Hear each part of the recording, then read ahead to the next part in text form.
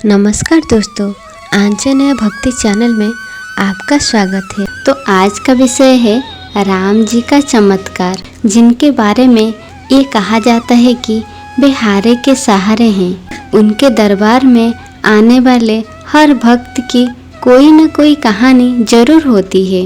किसी के साथ कोई चमत्कार होता है, किसी भक्त के बिगड़े हुए ऐसे काम बन जाते हैं जो असंभव थे। ऐसे ही राम जी के किस्सों में से एक सच्चा किस्सा हम आपको बताने जा रहे हैं। ये घटना 2022 की है। दिल्ली के मंगलपुरी इलाके में राधा जी अपनी छोटी सी बेटी नेहा के साथ रहती थी। 2020 कोरोना की वजह से उनके पति का देहांत हो गया था। पति के मर जाने के बाद ससुराल वालों का रवैया बदल गया।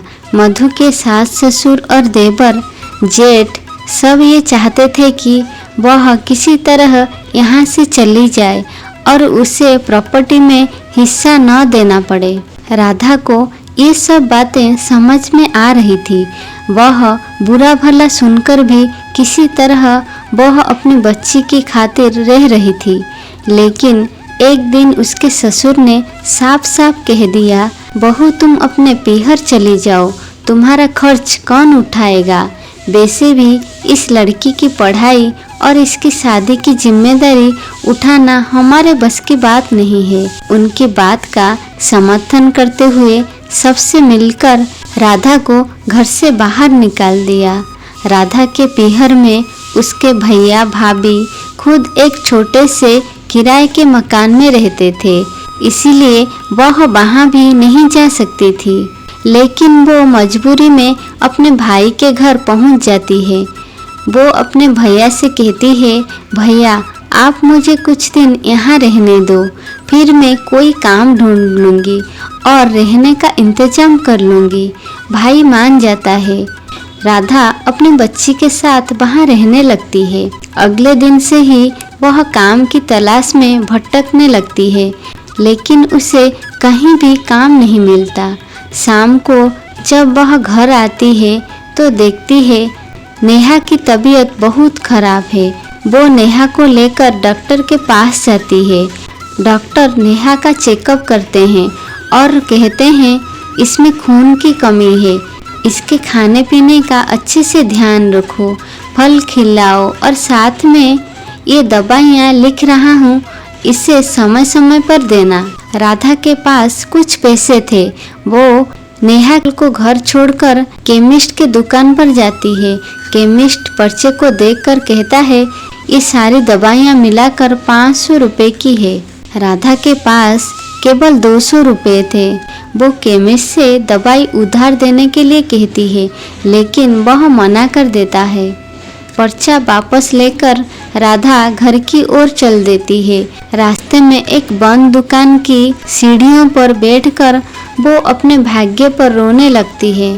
तभी उसे कहीं से भजनों की आवाज़ आती है। राधा उस आवाज़ की ओर चली जाती है। बराबर वाली गली में राम जी का कीर्तन हो रहा था। वह रोते रोते वहाँ जाकर बैठ जाती है। सामने राम जी की मूर्ति को देखकर रोने लगती है। भजन सुनते सुनते वो भूल जाती है कि वो तो दवाई लेने निकली थी। सब राम जी की जय जयकार कर रहे थे, लेकिन राधा इस सब से बेखबर बस रोए जा रही थी। बैठे बैठे कब घंटों बीत गए उसे पता ही नहीं लगा। जब कीर्तन खत्म हो गया तो प्रसाद बांटा जा रहा था। राधा ने भी प्रसाद लिया। वो प्रसाद लेकर राम जी की मूर्ति के पास गई, उनके चरणों में सर झुकाया। रोते हुए उसने राम जी को अपनी बेटी के लिए प्रार्थना की। जब वो कीर्तन से बाहर निकल रही थी तो उसे दवाई की याद आई। पर्चा देखा, एक हाथ में प्रसाद था, लेकिन वो 200 रुपये कहीं नहीं दिखे। फिर उसे याद आया कि वो पैसे तो उसके हाथ से राम जी के चरणों में गिर गए थे। राधा घबरा गई। अब मेरी बेटी का क्या होगा, ये सोचकर वो रोने लगी। पैसे वापस भी नहीं मांग सकती थी। वहाँ तो बहुत से लोग पैसे चढ़ा रहे थे।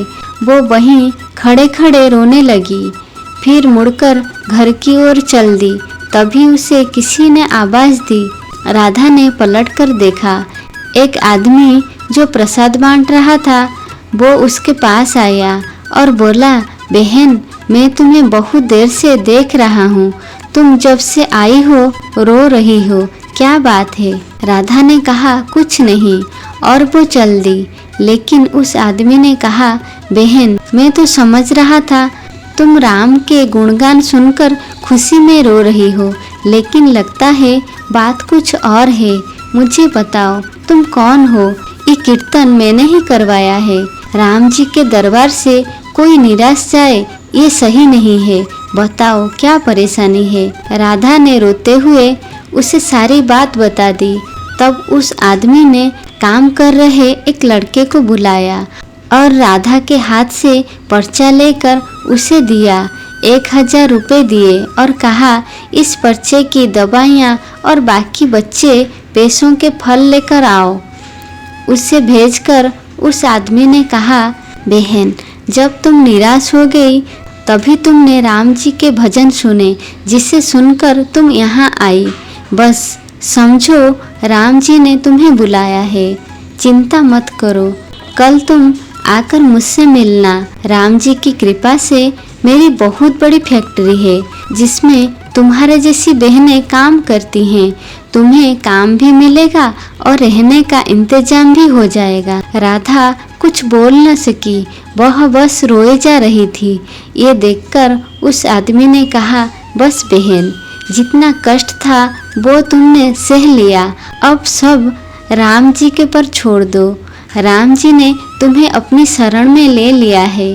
तभी वह लड़का दवा और फल लेकर आ गया। उस आदमी ने फल और दवा राधा को दिए। राधा उन्हें धन्यवाद देकर घर आ गई। अगले दिन से राधा को उस फैक्ट्री में काम मिल गया और उसे वही फैक्ट्री के पास रहने की जगह भी मिल गई, जहाँ बहुत सी औरतें रहती थी जो अलग अलग शिफ्ट में काम करती थी। उनसे जान पहचान हो जाने पर वे नेहा का ध्यान भी रखने लगी। कुछ ही दिनों में वह अच्छे से काम सीख गई। राधा अब हर दिन राम जी का दीपक जलाती, उनकी पूजा करके घर से निकलती।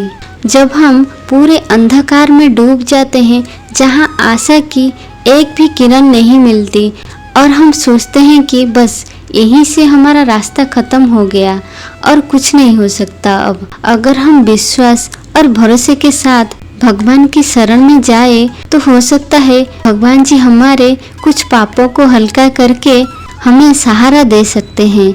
हमारे जिंदगी में फिर से उजाला आ सकता है। आस्था और विश्वास और सच्चे मन का भाव भगवान जी के पास जरूर पहुंचता है।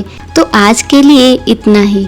अगर आपको हमारी वीडियो पसंद आती है तो लाइक और सब्सक्राइब कर दीजिए। जय श्री राम।